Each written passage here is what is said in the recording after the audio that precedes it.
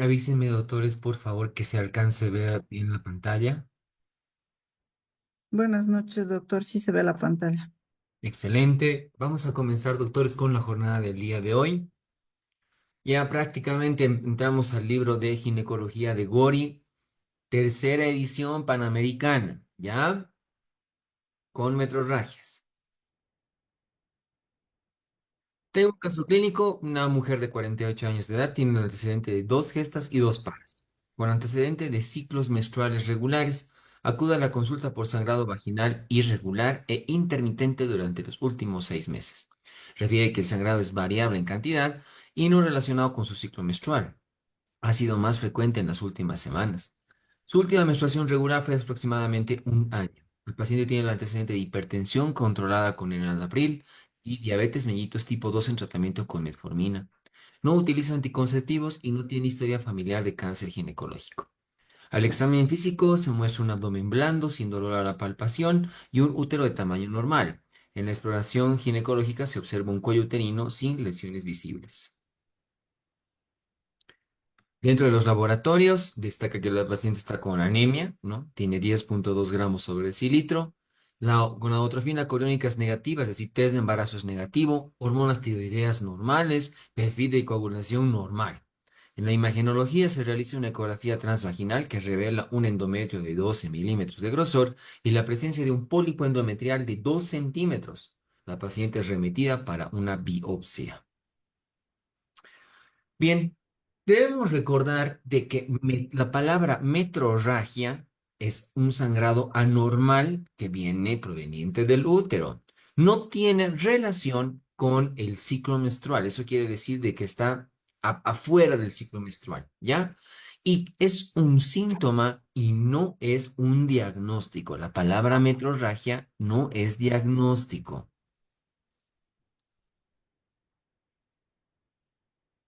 Entonces,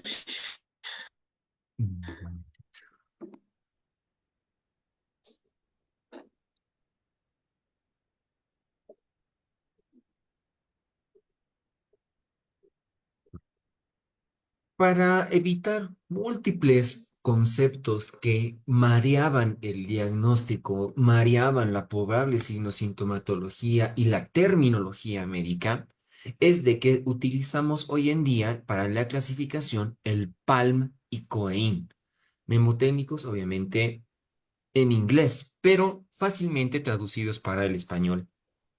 PALM viene de la palma de la mano, ¿no? Causas estructurales. Pólipos, adenomiosis, leiomiomas y malignidad. PAL, ¿no? Pólipos, adenomiosis, leiomiomas y procesos de malignidad. Mientras que en el COEIN estaban alojadas todas las lesiones que no son estructurales o causas, perdón, que no son estructurales por las cuales una paciente podía sangrar de manera diferente. C de coagulopatías o de disfunción ovulatoria u ovárica, factor endometrial y procesos iatrogénicos y la N no clasificada. Para finales prácticos, hay un tema que se llama patología de endometrio y está en su bibliografía. Algunas patologías que están aquí, que son de endometrio, van a ser más detalladas en patología endometrial. Mioma prácticamente es la principal causa de todas las hemorragias uterinas anormales. Como es la más frecuente, tiene un capítulo que también la vamos a desglosar, especialmente el día viernes, con netamente solamente de leiomiomas. Entonces, acá vamos a revisar o bien de pasada algunas que son endometriales o las que no son de las causas que tengan una cápita diferente en su bibliografía. Tenemos que tener en cuenta además que el endometrio puede tener ciertos tipos dependiendo del ciclo menstrual, ¿no? Proliferativo es aquel en la cual se está formando la decidua y se está engrosando, entre comillas, el endometrio, preparando una probable, que se llama, un probable embarazo, ¿no? Secretorio es aquel que sí se encuentra en periodo menstrual. Deciduoide, quisiera decir, que se encuentra alojada entre ambas capas del endometrio. Sabemos que tiene capa basal, capa esponjosa. Y el atrófico, evidentemente, es un endometrio muy característico de la etapa menopáusica de la paciente. Principal causa del PALM, pólipos. Los pólipos, que se llaman, son considerados un adenoma de la capa basal del endometrio, ¿ya? Y que para ser nombrados pólipos, perdón, pólipos tenían que tener los tres componentes, si no, deja de ser pólipo. ¿Cuáles son los componentes? Un componente glandular, es decir, tiene que tener glándula endometrial. Un eje vascular. Tiene que haber la presencia de un vaso sanguíneo para el pólipo para que se reconozca como tal. Y que además tiene que tener tejido fibromuscular. Entonces, prácticamente está entre endometrio, miometrio y tiene un vaso sanguíneo que lo alimenta. Los pólipos son masas pseudotumorales muy pequeñitas, ¿no? Tendrán el tamaño de 1 centímetro, pueden llegar a 2 centímetros o pueden ser alargados, ¿no? Desde una base de 1 centímetro, pero de longitud 4 centímetros, ¿no? Por lo general, son cuadros netamente benignos. La tasa de malignidad, su radiografía dice, ¿no? Que es del 1 o 0,1%, o sea, muy raro. Y el abordaje siempre puede hacerse para el diagnóstico con ecografía, nos sirve bastante bien. O para tanto el tratamiento como para el diagnóstico podemos utilizar histeroscopía. Pasamos a adenomiosis. La adenomiosis proviene de la endometriosis que se implanta en miometrio. Hay un tema, obviamente, netamente sobre endometriosis, ¿ya? Pero esa es la definición, es una endometriosis interna, ¿no? Está dentro, aquí podemos ver en el gráfico, hay en el miometrio, ¿no? Focos que son de endometrio, y a esto se denomina adenomiosis. La paciente, además de presentar una hemorragia uterina normal, el síntoma que es muy importante para este es que la paciente va a tener dolor pélvico crónico. El diagnóstico lo vamos a hacer en función de ecografía y resonancia magnética. El gold estándar es resonancia magnética, pero debido a su alto costo y difícil acceso, se han creado criterios ecográficos para la valoración del mismo. Entonces, los criterios ecográficos está una ecogenicidad difusa, es decir, no logramos identificar qué parte es endometrio, qué parte es miometrio, muy, muy irregular estos lugares. Lagunas anecoicas, ¿no? El encontrar lagunas, ¿no? En los segmentos que se llama que son anecoicos, es decir, no tienen coloración, están negros en la pared del músculo, es un parte de uno de los criterios. Una estructura miometrial anormal, ¿no? Junto con la ecogenicidad difusa, no logra encontrar un endometrio rectilíneo, uniforme, un útero globoso, aumentado de tamaño ligeramente, ¿no? Pero la forma redondeada, y que vasos sanguíneos con una masa mal definida, ¿no? O sea, los vasos sanguíneos están cruzados por todo lado, ¿no? Esos son los criterios ecográficos para denominar.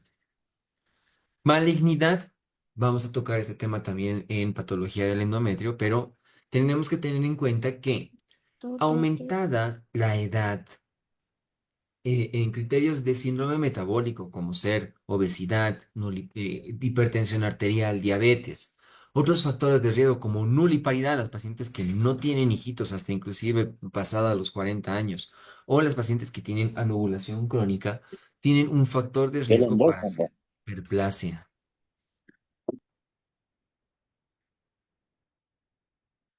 Entonces, la hiperplasia es un crecimiento inadecuado del tejido endometrial, ¿no? Muy característico, más cercano en etapas perimenopáusicas, ¿ya? Entonces, en la ecografía, vamos a ver luego los criterios, vamos a encontrar un endometrio engrosado. La paciente va a presentar hemorragia uterina normal y por lo general, ¿en quién sospecho malignidad?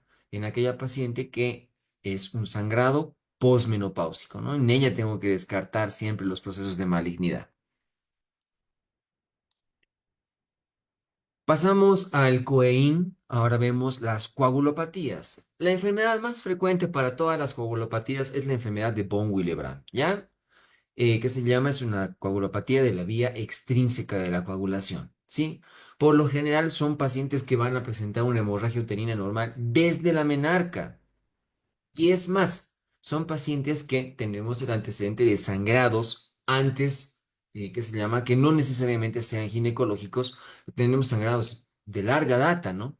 Entonces, para el criterio, en función a una coagulopatía para hemorragia uterina normal, manejamos que la paciente haya tenido una hemorragia posparto, que haya tenido un sangrado por procedimiento ginecológico, ya sea inserción de té de cobre o que se llama Papá Nicolau, cualquiera que sea ginecológico. O las pacientes que tienen sangrados con antecedentes odontológicos.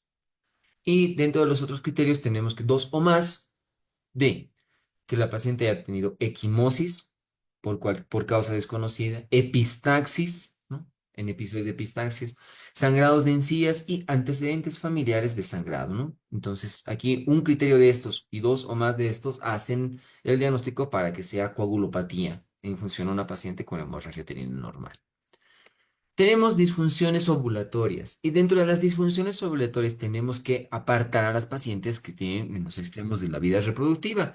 Sabemos bastante bien que a las edades perimenarca y perimenopausia la menstruación se va a volver irregular y que inclusive las pacientes pueden tener sangrados interperiodo. No vamos a alojar a estas pacientes. ¿No? Sino que por lo general también tenemos que tener en cuenta de que puede haber una deprivación en la hormona de la progesterona. La progesterona es la caída de esta hormona produce la menstruación, ¿no? Entonces, causas que pueden ser en función a una disfunción ovulatoria que pueden alterar el eje hipotálamo hipoficiario gonadal, especialmente en la gónada que secretan las dos hormonas estrógeno y progesterona. Conocidísimas, síndrome de ovario poliquístico, hipotiroidismo, hiperprolactinemia, las pacientes con obesidad, anorexia, pérdida de peso extremo, ejercicio y estrés extremo y las causas iatrogénicas, ¿no? Es decir, las que consumen de manera indiscriminada anticonceptivos o tratamientos hormonales. Dentro de lo iatrogénico está, entre comillas, el que o la paciente o el personal médico puede provocar estas hemorragias, ¿no? Los anticonceptivos que tengan levonorgestrel son, que se llaman anticonceptivos muy reconocidos para hemorragias uterinas anormales. Paradójicamente, los dispositivos intrauterinos con levonorgestrel son la principal línea de tratamiento de manera para parar la hemorragia, ya según su bibliografía. El uso de anticonceptivos orales, el uso de algunos antibióticos, anticonvulsivante, tabaco y evidentemente los anticonvulsivantes pueden provocar en la paciente hemorragias uterinas que sean inadecuadas. Por lo tanto, cuando una paciente llega con nosotros a hacerse una revisión por una hemorragia anormal, deberíamos realizar una historia clínica detallada donde figuren los antecedentes ginecobstétricos y dentro de los antecedentes ginecobstétricos todo lo que es en relación a su menstruación. Valorar siempre hormona gonotrofina coriónica, especialmente en etapas reproductivas de la paciente para descartar embarazo y sangrados del mismo.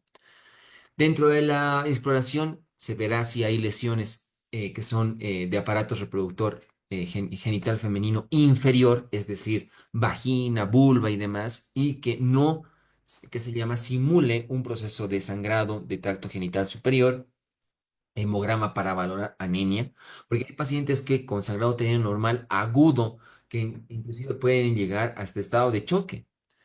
Cuadros hormonales, si se tiene la disponibilidad, factores de coagulación para descartar en caso de que hayamos descartado causas orgánicas y valorar la estructura uterina siempre va a ser con el principal método de diagnóstico, ecografía.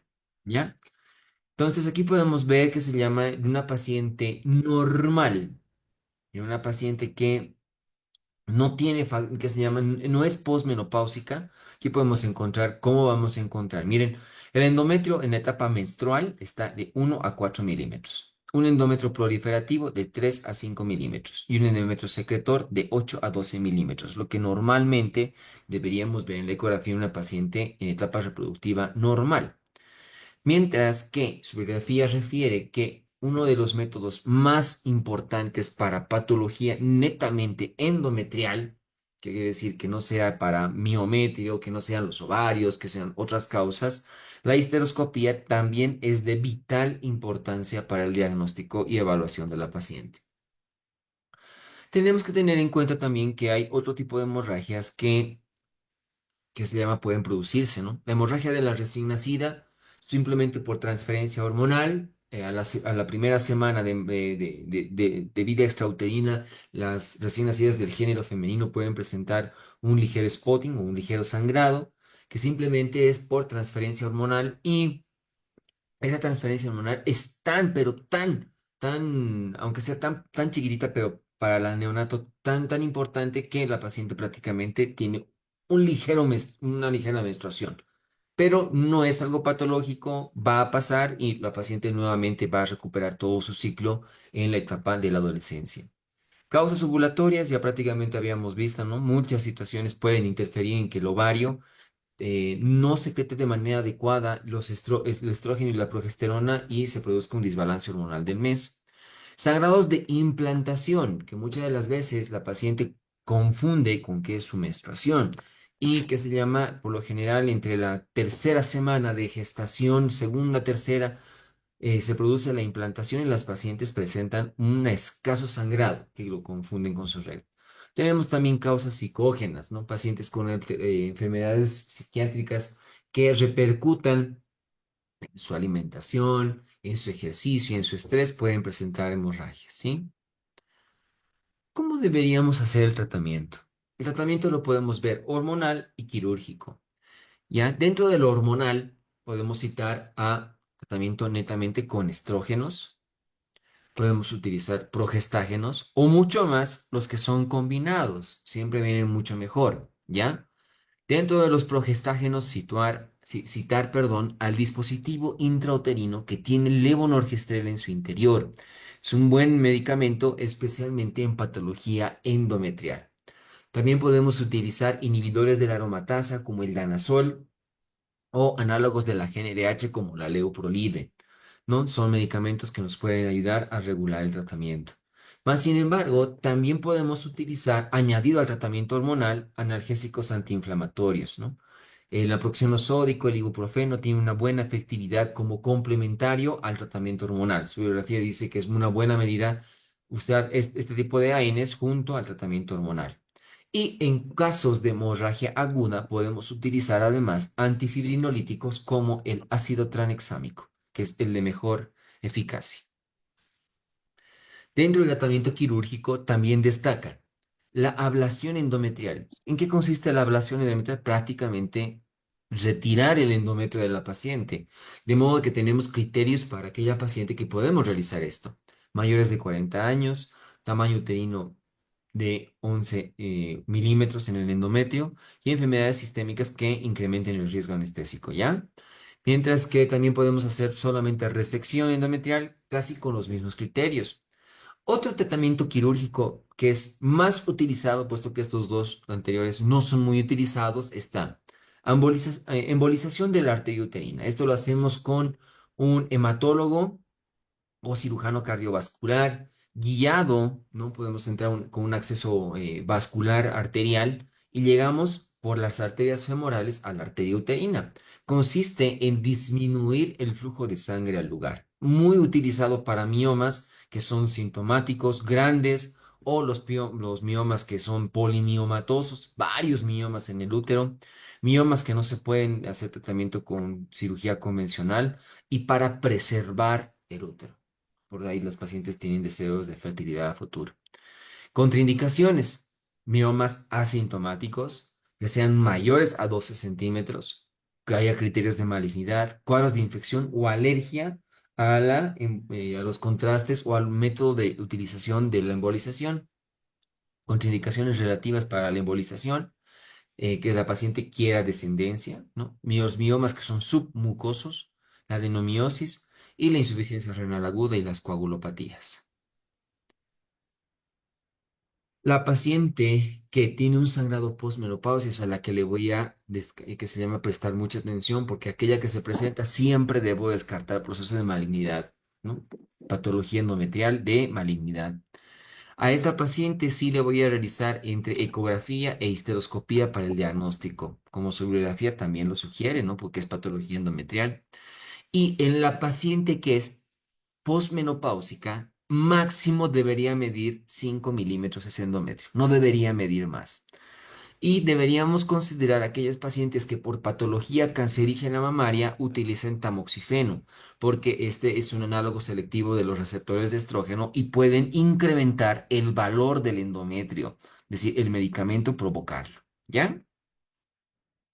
Con este pequeño resumen, doctores, ustedes ya conocen la hermenéutica, vamos a pasar a nuestras preguntitas. Citando nuevamente el caso clínico. Una mujer de 48 años ha tenido dos embarazos por parto. Antecedente de ciclos menstruales regulares, pero acude a la consulta por un sangrado vaginal irregular e intermitente durante los últimos 6 meses. Refiere que el sangrado es variable en la cantidad, no relacionado con su ciclo menstrual y que ha sido más frecuente en las últimas semanas. Su última menstruación regular fue aproximadamente hace un año. La paciente tiene el antecedente de hipertensión con enalapril, está controlada con enalapril, y diabetes tipo 2 tratada con metformina. No utiliza anticonceptivos, no tiene historia familiar de cáncer. El examen físico muestra un abdomen blando, sin dolor a la palpación y un útero de tamaño normal. En la exploración ginecológica se observa un cuello uterino sin lesiones visibles. En los laboratorios destaca que la paciente está con anemia, no tiene embarazo, tiroides normal, coagulación normal, y en la ecografía se realiza se evidencia en un endometrio de 12 milímetros de grosor y la presencia de un pólipo de 2 centímetros, ¿no? ¿Cuál es el siguiente paso más adecuado en el manejo de esta paciente? Realizarle ablación, continuar con la biopsia, terapia con progestágenos, la histerectomía o el tratamiento con análogos de la GnRH.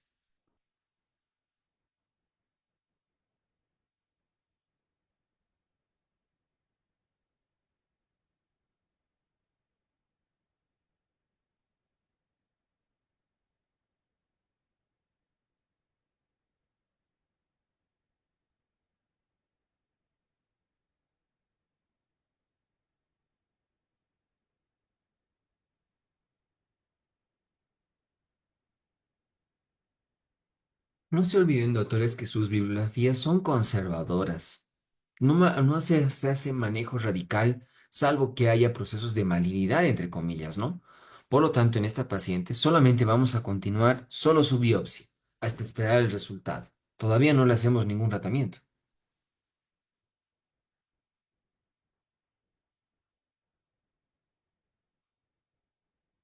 ¿Cuál es el factor de riesgo más importante para desarrollar hiperplasia endometrial en esta paciente? Diabetes, historia de endometriosis, menopausia temprana, tabaquismo, uso de dispositivo intrauterino.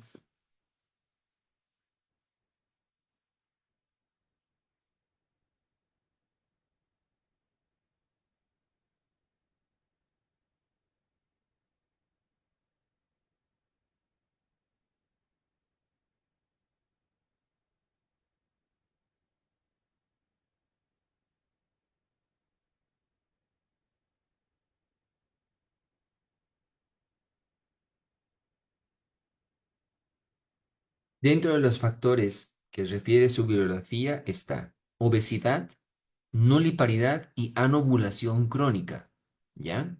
Para la obesidad les había comentado, inclusive cuando veamos en patología endometrial está síndrome metabólico junto a la obesidad, diabetes e hipertensión arterial son causas de síndrome metabólico. Entonces aquí la respuesta es A.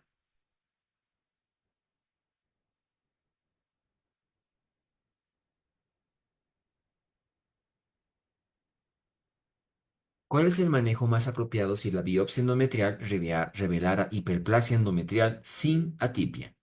Observación con seguimiento ecográfico anual, terapia con estrógenos conjugados, progestágenos orales o DIU con levonorgestrel, histerectomía abdominal o radioterapia pélvica.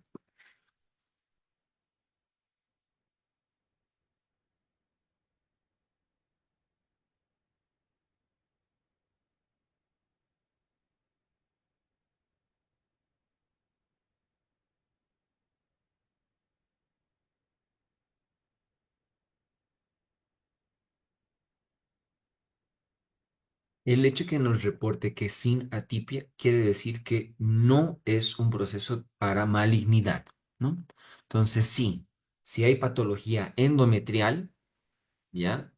Es una muy buena medida hacer el tratamiento con progestágeno. Y el mejor progestágeno es DIU con levonorgestrel.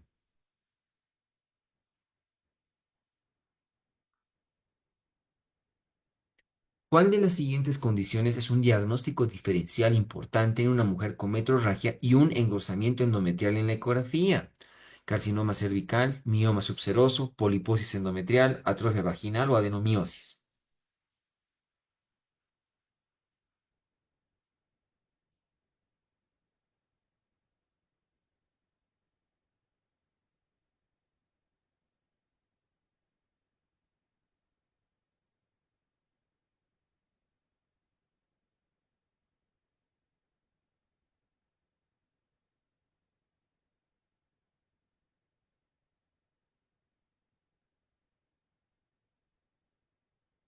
Poliposis endometrial. No, sonografía dice, si muchas de las veces pensábamos antes que el pólipo era un engrosamiento. No, ahora tiene que tener los tres componentes, ¿no? Pero si encontramos un engrosamiento endometrial sin que tenga los tres componentes, podemos poner el nombre de poliposis, ¿ya? Uno de los siguientes no corresponde a las causas orgánicas de hemorragia uterina normal: coagulopatías, leiomiomas, pólipos, adenomiosis o procesos de malignidad.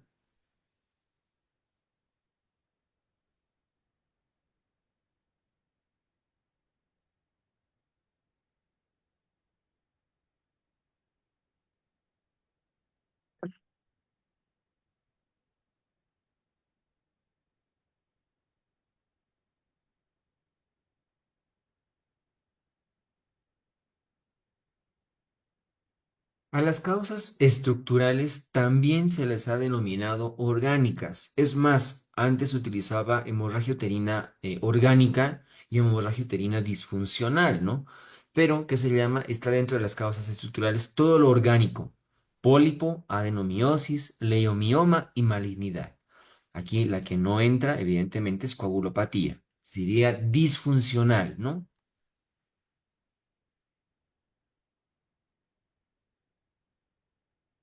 Uno de los siguientes no corresponde a los componentes de un pólipo endometrial: eje vascular, componente glandular, tejidos, fibromuscular, sobre elevación endometrial, o todas son correctas.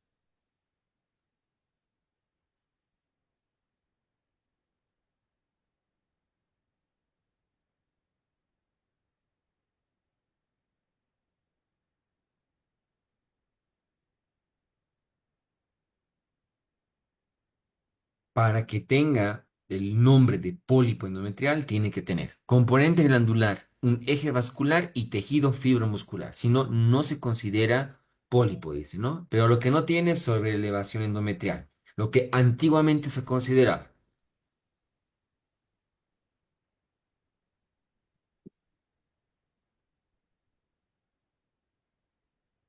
Uno de los siguientes no es criterio ecográfico de la adenomiosis: ecogenicidad miometrial difusa, lagunas, ecoestructura normal, útero globoso o Doppler con vasos alrededor de la masa.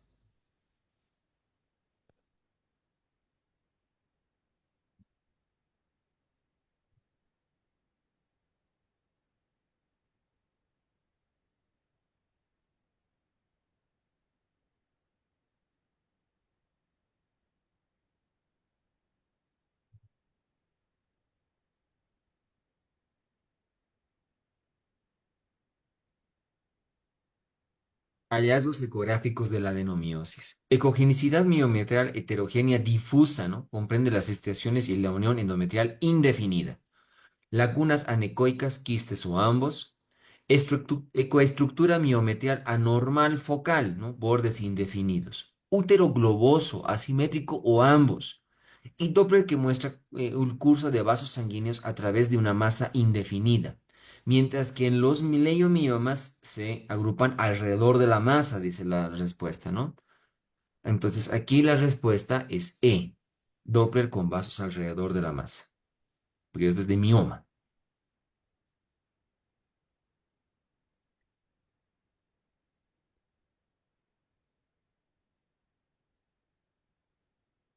Uno de los siguientes es un factor de riesgo para malignidad e hiperplasia: uso de anticonceptivos prolongados, patología mamaria contigua, embarazo ectópico, nulliparidad o todos son correctos.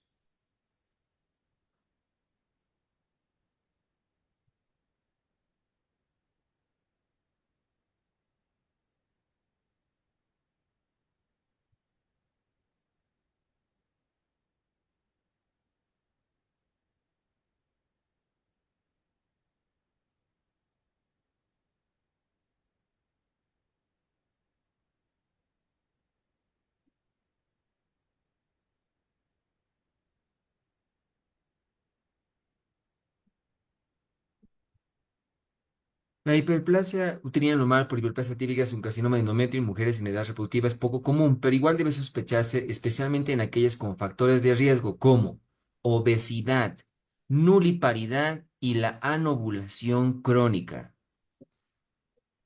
Solamente aquí es nuliparidad. Cuando veamos patología endometrial y ovárica, se van a dar cuenta de que el uso de anticonceptivos en etapa reproductiva es un factor protector, más al contrario. La patología mamaria no tiene que tener nada que ver con la patología endometrial, salvo que estuviera con tratamiento con tamoxifeno.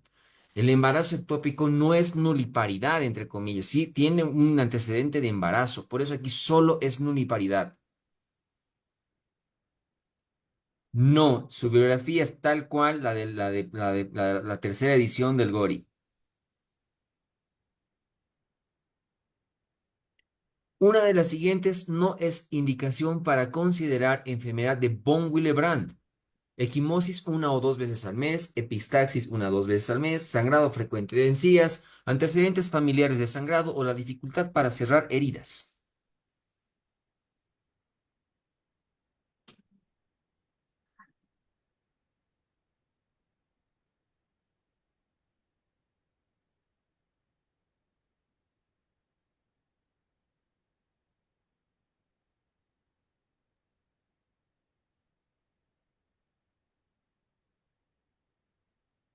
Historia clínica estructurada para detectar trastornos de hemostasia. Sangrado menstrual abundante desde la menarca.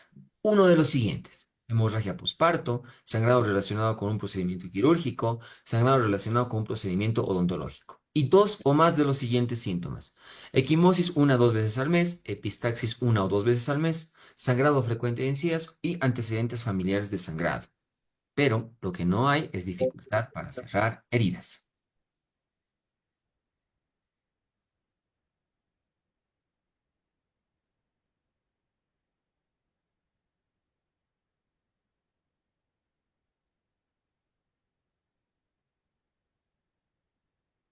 La presencia de hipotiroidismo pertenece a las causas de hemorragia uterina normal de tipo coagulopatía, disfunción ovárica, factor endometrial, factor iatrogénico o no clasificado.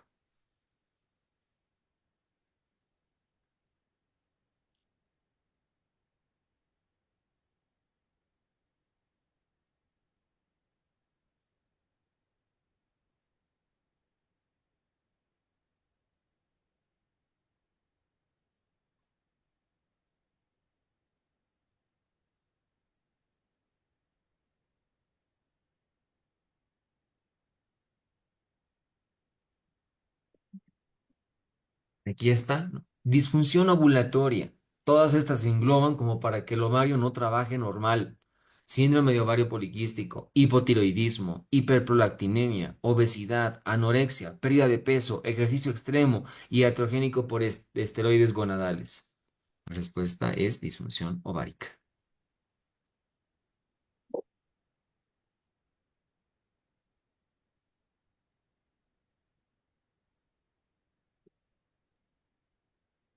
La presencia de una de estas bacterias tiene íntima relación con la endometritis y la hemorragia uterina normal.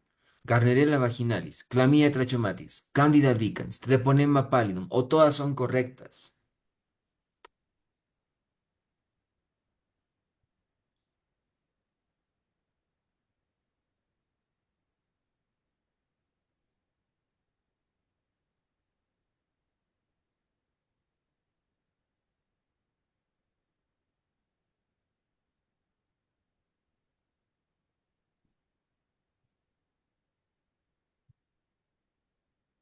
Existen también otros procesos endometriales primarios que no se presentan como menstruaciones abundantes, sino como sangrados intermenstruales o sangrados prolongados de escasa cantidad, que traducen una deficiencia en el mecanismo molecular de reparación endometrial. Estos trastornos pueden ser secundarios a inflamación o infección endometrial, o normalidades en la respuesta inflamatoria, ¿no?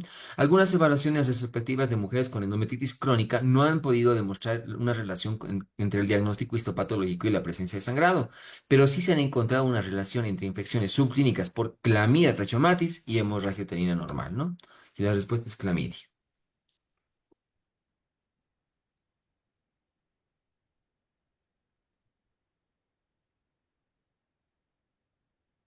La línea endometrial secretora en la premenopausia es de 1 a 4, 3 a 5, 8 a 12, 10 a 15 milímetros o ninguna de las anteriores.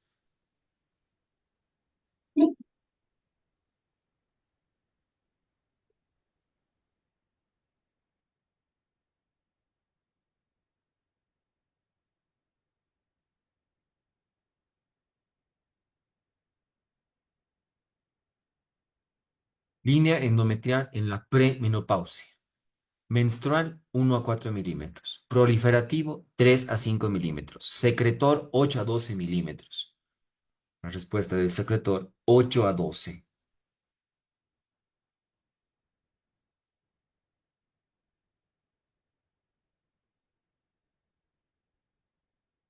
El acetato de leuprolide es un estrógeno, un progestágeno, un análogo de la GnRH, un AINE o un DIU con levonorgestrel.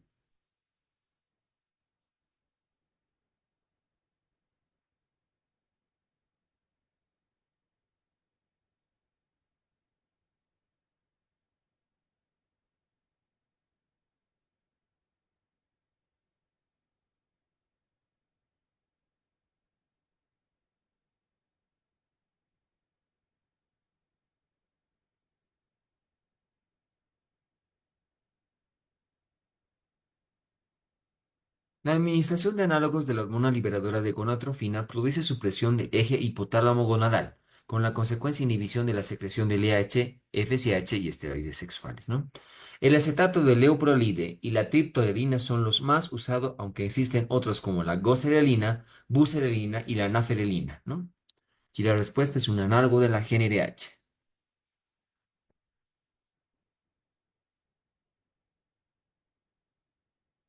El tratamiento médico hormonal que reduce el sangrado de una hemorragia uterina normal en más del 95% de los casos es estrógeno, progesterona, DIU con levonorgestrel, danazol, análogos de la GnRH.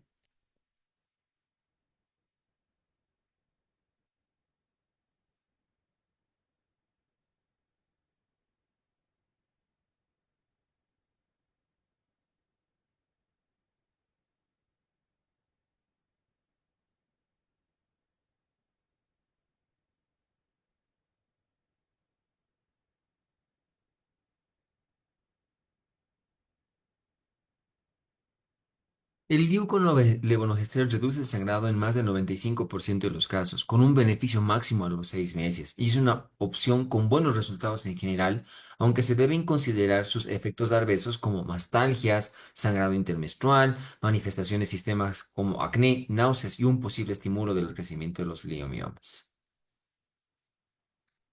DIU con levonorgestrel. Además, recalcar que es muy bueno para patología endometrial. No tendría para tal vez las otras causas, pero para endometrial es muy bueno.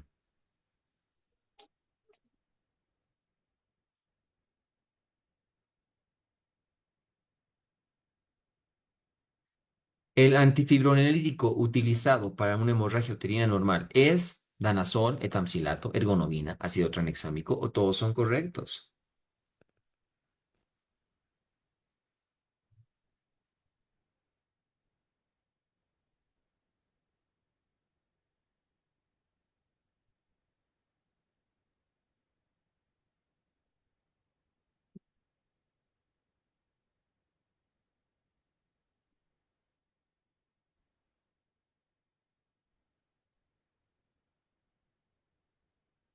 El ácido tranexámico, un derivado sintético del aminoácido de lisina, produce un efecto antifilinolítico a través del bloqueo reversible del plasminógeno sin interferir en los parámetros de coagulación.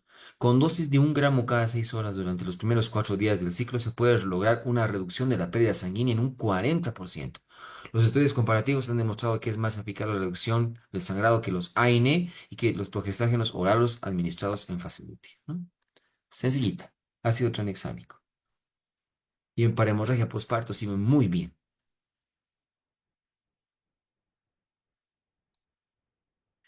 Uno de los siguientes no es un criterio para la ablación endometrial en hemorragia uterina normal, ¿ya? De causa endometrial.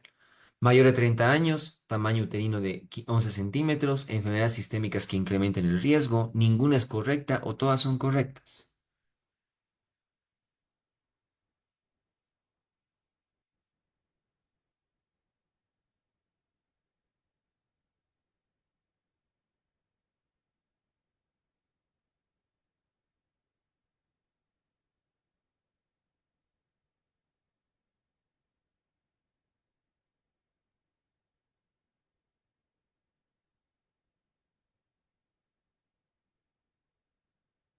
Por lo tanto, en aquellas pacientes con hemorragia uterina normal sin enfermedad orgánica que no respondan a tratamiento médico, se puede indicar como primera alternativa una ablación endometrial, especialmente en el siguiente grupo: pacientes mayores de 40, tamaño uterino menor a 11 centímetros, enfermedades sistémicas que incrementen el riesgo anestésico. Pero aquí, la mayor de 30 años, no, ¿no? Es mayor de 40.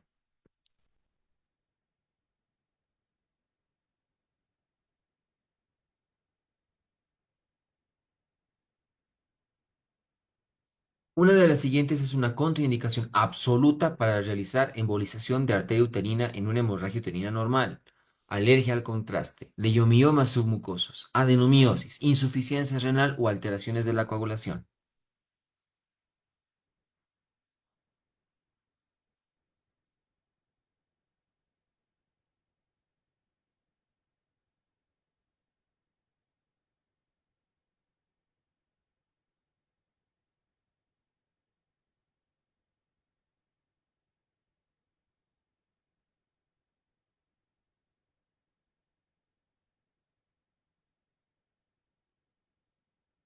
Sus contraindicaciones se dividen en absolutas y relativas. Dentro de las absolutas, para embolización: leiomiomas asintomáticos, leiomiomas subserosos pediculados o mayores a 12 centímetros, sospecha de malignidad, infecciones pelvianas y alergia al contraste. Mientras que en las relativas está paciente con edad fértil que desea descendencia, leiomiomas submucosos, adenomiosis asociada y la insuficiencia renal y las alteraciones de la coagulación, ¿no? Aquí sí, la alergia al contraste es una contraindicación absoluta.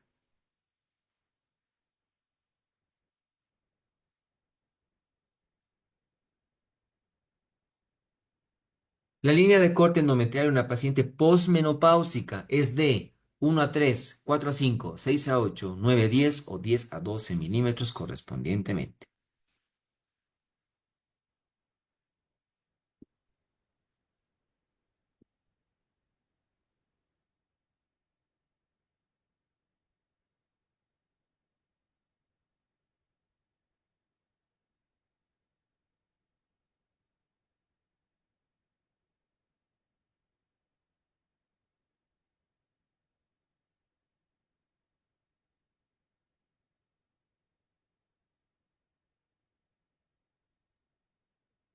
Los 4 a 5 milímetros fueron considerados por mucho tiempo y para muchos autores sigue siendo la medida correcta, pues tiene sensibilidad parecida a la biopsia endometrial, aún en pacientes con terapia de reemplazo hormonal de reemplazo, ¿no? Entonces sí, la línea endometrial posmenopáusica es de 4 a 5 milímetros. Uno de los siguientes medicamentos se ha asociado en el aumento del grosor endometrial: leoprolide, danazol, levonorgestrel, medroxiprogesterona, tamoxifeno.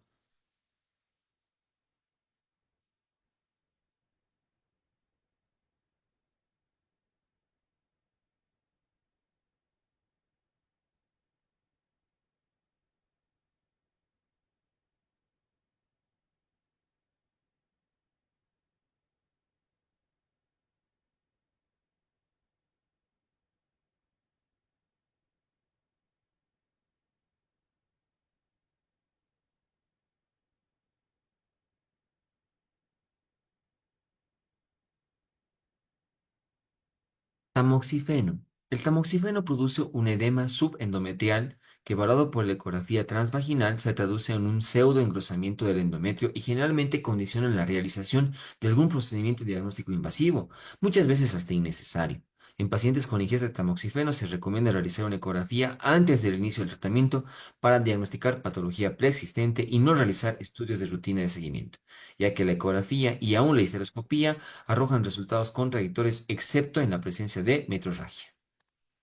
Entonces, sí, el tamoxifeno es el que aumenta el grosor endometrial.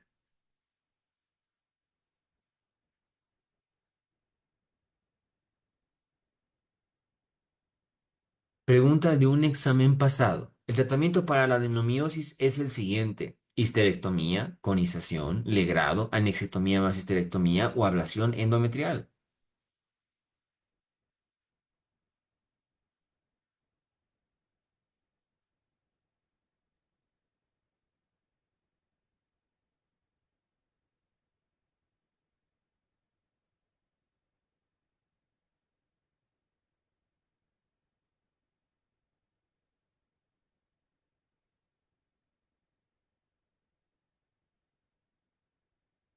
La respuesta es histerectomía. Si la endometriosis interna está en el espesor del músculo, por eso es que tal vez no podíamos realizar iconización, cuello del útero.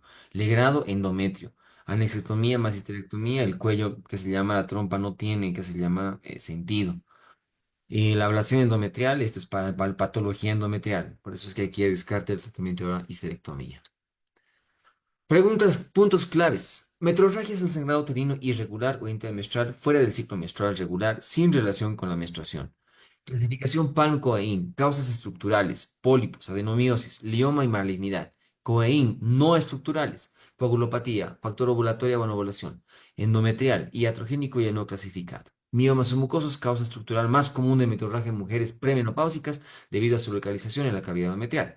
Hiperplasia endometrial, proliferación excesiva del endometrio por excesivo prolongado a estrógenos sin oposición, particularmente en anovulación crónica. Carcinoma endometrial considerada en mujeres mayores de 45 años, con metrorragia y factores de riesgo como obesidad, diabetes y nuliparidad. Y la anovulación crónica, evidentemente. Factores de riesgo, obesidad. Aumenta la producción de estrógenos a través de la aromatización de andrógenos en el tejido adiposo. Anovulación crónica, como en el síndrome de ovario poliquístico, aumenta el riesgo de hiperplasia endometrial debido a la falta de progesterona. Deja esto diferencial importante. Los miomas uterinos, especialmente los submucosos. Pólipos endometriales, causa frecuente de metrorragia en mujeres premenopáusicas. Coagulopatías, consideradas enfermedades como la enfermedad de von Willebrand en mujeres jóvenes con sangrado excesivo. Ecografía transvaginal es el primer examen de imagen para evaluar el grosor endometrial y la presencia de masas uterinas. La biopsia endometrial es clave para descartar hiperplasia o cáncer en mujeres con factores de riesgo o mayores de 45 años. Grosor endometrial en mujeres posmenopáusicas, un grosor mayor a 4, inclusive 5 milímetros en ecografía transvaginal, amerita una evaluación más profunda para descartar malignidad. Manejo de la metrorragia por miomas uterinos. Los miomas submucosos pueden ser causa de sangrado significativo y manejan técnicas como la miomectomía o el uso de dispositivos intrauterinos con levonorgestrel, patología endometrial en especial. Tratamiento médico inicial de la hiperplasia endometrial, progestágenos. Son el tratamiento de primera línea para la hiperplasia endometrial sin atipia. Puede revertir el engrosamiento endometrial. Causas de metrorragia por anovulación crónica, síndrome de ovario poliquístico y la perimenopausia. Genera estimulación prolongada de estrógeno sin ovulación, lo que causa engrosamiento del endometrio y sangrado irregular. Coagulopatías en el contexto de la metrorragia. Las alteraciones de la coagulación, como la enfermedad de von Willebrand, pueden manifestarse como metrorragia en mujeres jóvenes con antecedentes de sangrado excesivo, hematomas, epistaxis, etc. Medicamentos que pueden causar metrorragia. Tamoxifeno, utilizado en el tratamiento del cáncer de mama, puede causar hiperplasia endometrial y metrorragia. Anticonceptivos hormonales. Los métodos anticonceptivos como el DIU hormonales pueden causar metrorragia, especialmente en los primeros meses de uso, pero paradójicamente es el tratamiento de elección para las hemorragias uterinas anormales de causa endometrial, ¿no? Abordaje quirúrgico de una metrorragia refractaria, ya sea con histeroscopía, procedimiento diagnóstico y terapéutico para visualizar y tratar lesiones endometriales como pólipos y miomas submucosos. Ablación endometrial, la opción terapéutica para mujeres que no desean fertilidad futura como alternativa a la histerectomía. Carcinoma endometrial y metrorragia. El carcinoma endometrial es la causa más común de cáncer ginecológico en los United States y la metrorragia es su síntoma inicial más frecuente en mujeres posmenopáusicas. Seguimiento y manejo a largo plazo. El manejo de la metrorragia depende de la causa subyacente y el deseo de la preservación de la fertilidad. El seguimiento regular con ecografía y en algunos casos biopsia endometrial es crucial para prevenir complicaciones a largo plazo. Pueden tomar una captura de pantalla de estas preguntas para que ustedes las resuelvan, doctores.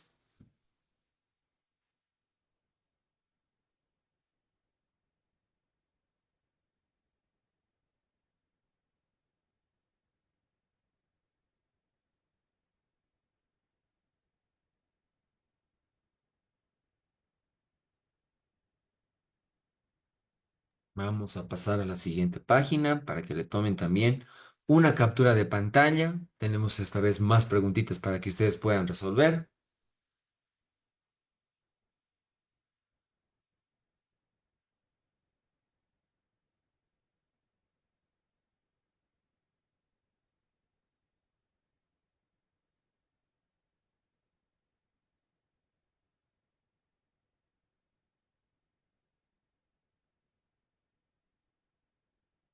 Muy bien, doctores. Vamos a pasar a la ronda de sus preguntitas. Buenas noches, doctor. ¿Por qué se usa antifibrinolíticos para una hemorragia uterina normal? ¿Qué se llama? En los casos donde es agudo, necesito parar la hemorragia, no necesito parar, entre comillas, probablemente la causa.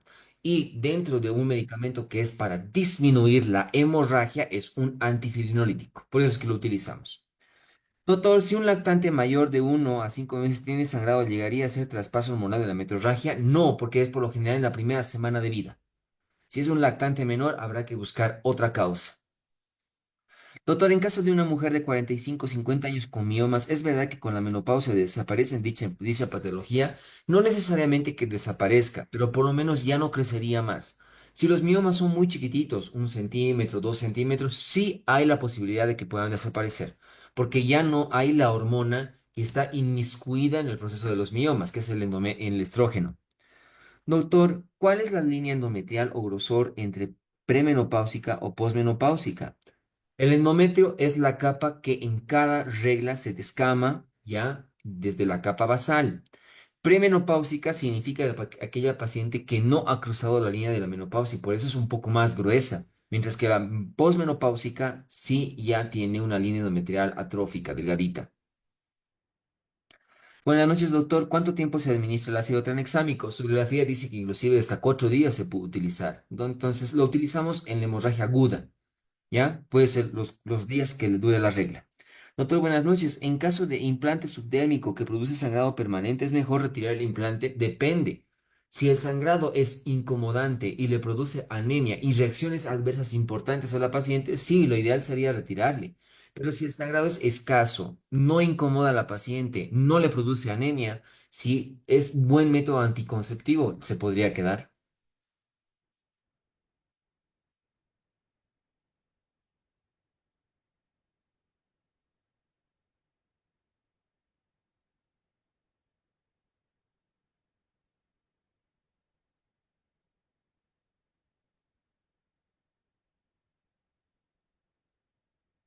Doctor, una mujer con miomas en útero y quistes en mama, ¿está contraindicado el tratamiento hormonal? Dependiendo de los quistes, dependiendo de la edad. Si es perimenopáusica, no, mejor ya nada hormonal.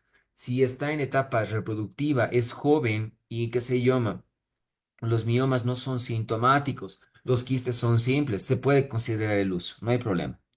Doctor, ¿el implante subdérmico provoca algún tipo de patología endometrio maligna por causa de anovulación crónica? No.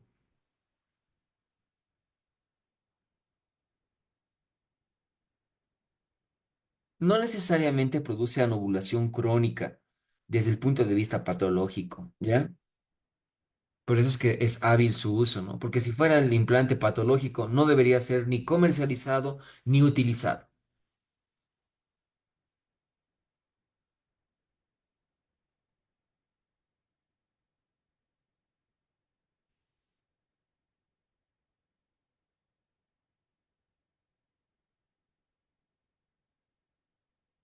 Doctor, ¿cuáles serían las complicaciones de miomas en mujeres de 45 a 50 años de edad? ¿O qué tratamientos recomendaría si no requiere la histerectomía a la paciente y no responde al tratamiento hormonal?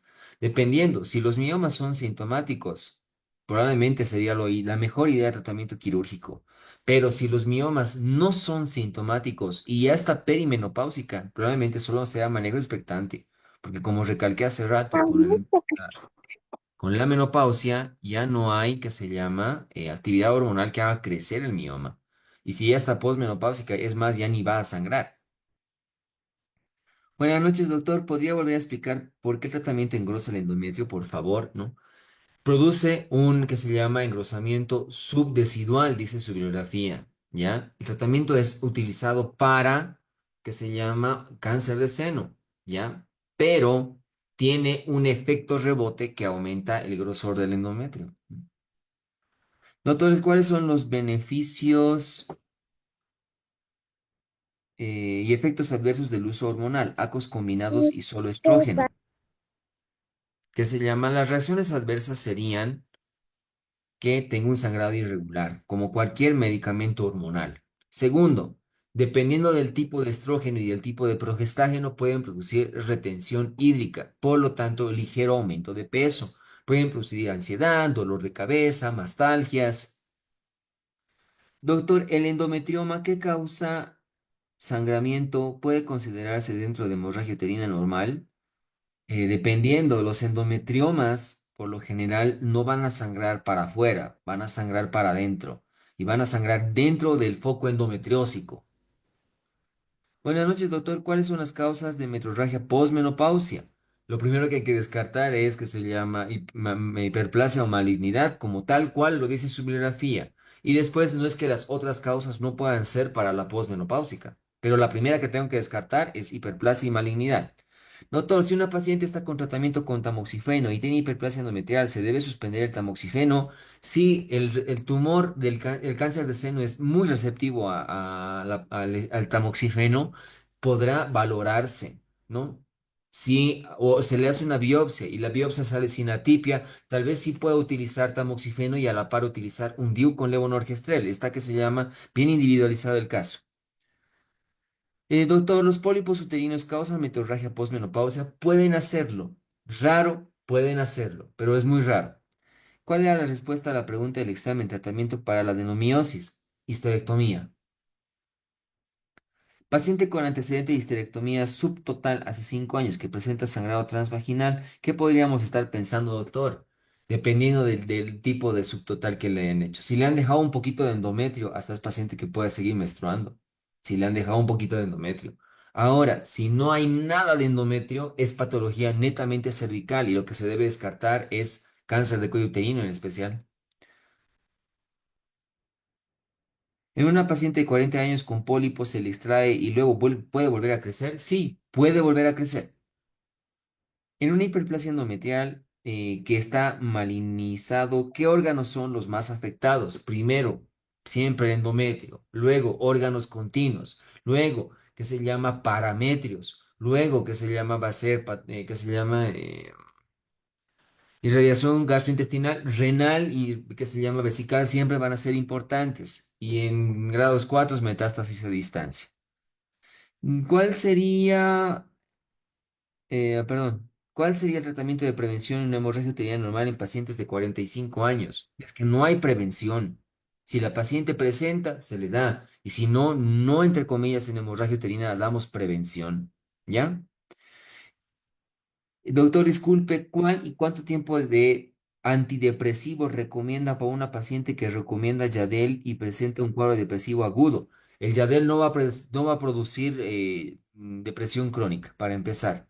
Y el uso de antidepresivos, no soy el mejor responsable para decirle cuánto tiempo tiene que tomar. Tiene que ser el psiquiatra. Doctor, en caso que este suba en una paciente sea de forma correlativa con el ciclo menstrual y cause anemia crónica, ¿cuál es el manejo adecuado? Dependiendo de cuál caso, es por qué causa.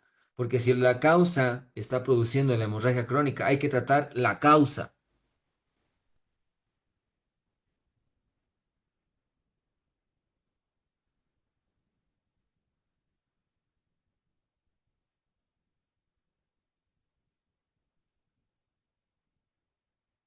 Mientras hacen más consultas, doctores, vuelvo a recalcarles, la edición tercera del GORI es la que deben estudiar, que es panamericana.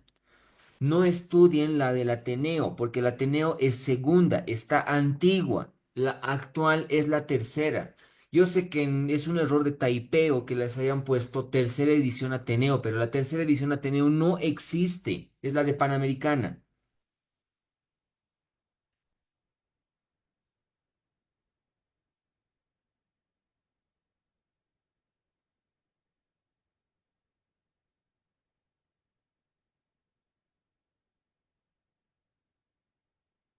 En caso de metorragia posterior a la aplicación de DIU T, asumo que no es con levonorgestrel. ¿Qué tratamiento aconseja? Si es una T de cobre normal, común y corriente, lo que podemos utilizar es AINE más un antifirinolítico. De inserción, ¿no? Que son los 3 primeros días, los 2 primeros días de la inserción.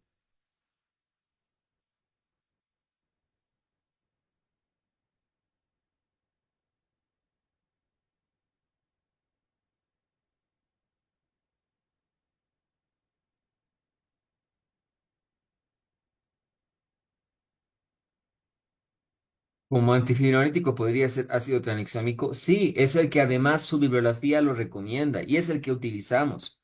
¿Cuánto es la dosis de ácido tranexámico en metrorragia? Para no marearles, utilicen la que dice su bibliografía. Pueden utilizar 1 gramo cada 6 horas, pero también puede ser menos, 500 miligramos, 250 miligramos cada 6 horas, cada 8 horas. Esto es en función a cómo va evolucionando su paciente. ¿Cómo se diferencia la adenomiosis versus quistes de Nabot? Es que los quistes de Nabot, doctora, son remanentes embrionarios. Es como decir que la paciente tiene ¿qué se llama? Un lunar en el cuello del útero, mientras que la adenomiosis es en el espesor del cuello, del miometrio. Nada tiene que ver con los quistes de Nabot que son de cuello.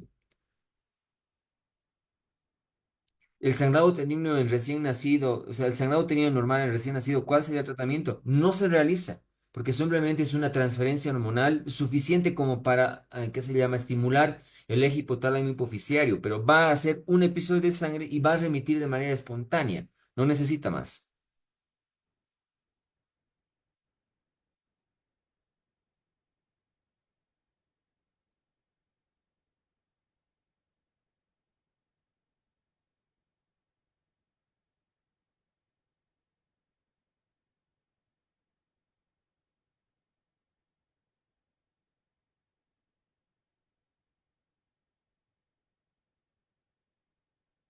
Bien, creo que ahora sí, ya no hay más preguntitas, creo. De ser el caso, doctores, nos vamos a ver, por favor, el día viernes. Aquí, alternativa terapéutica al ácido tranexámico. Se puede utilizar el tamcilato, pero ya hoy en día ya no utilizamos. El ácido tranexámico es el mejor antifibrinolítico para etapa aguda de hemorragia. Doctor, para una paciente con sangrado esporádico, sin dolor, entre ciclos de cantidad de 2 a 5 milímetros y con ecografía normal, ¿se le podría indicar un DIU con levonorgestrel? Sí, ¿por qué no? Pero tal vez se utilizaría antes, porque el DIU con levonorgestrel, que el nombre comercial es Mirena, que justamente dice su bibliografía, es un poquito carito. Entonces, tal vez puedo utilizar solo progestágenos o primero anticonceptivos orales combinados con estrógeno y progesterona. Doctor, fuera del tema, entraron preguntas de embriología y anatomía este año. ¿Qué libro nos recomienda revisar? O se dará una clase. Podemos hacer una clase que se llama, casualmente en su bibliografía de Schwartz está semiología, un poco de anatomía y fisiología. Y de ahí también entraron porque no hay una, ¿qué se llama? ¿Qué se llama una, ¿cómo podría decirles? Una bibliografía que sea diferente a la otra en embriología. Hoy en día está bien claro. Pero de todos modos, en su ciencias básicas debe haber libros de embriología, doctores. Doctor, una hemorragia uterina normal intermenstrual sería metrorragia. Eso entró el año pasado. Sí.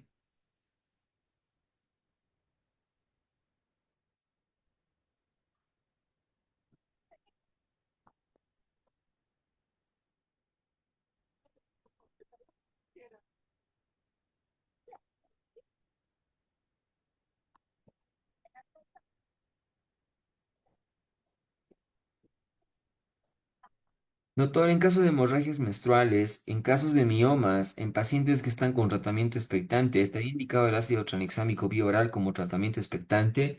Es que el ácido tranexámico no es el tratamiento del mioma. El ácido tranexámico solamente es para parar la hemorragia, nada más. No es tratamiento para ninguna hemorragia uterina normal, sino que es para la hemorragia, entre comillas. Entonces, no sería como tratamiento expectante.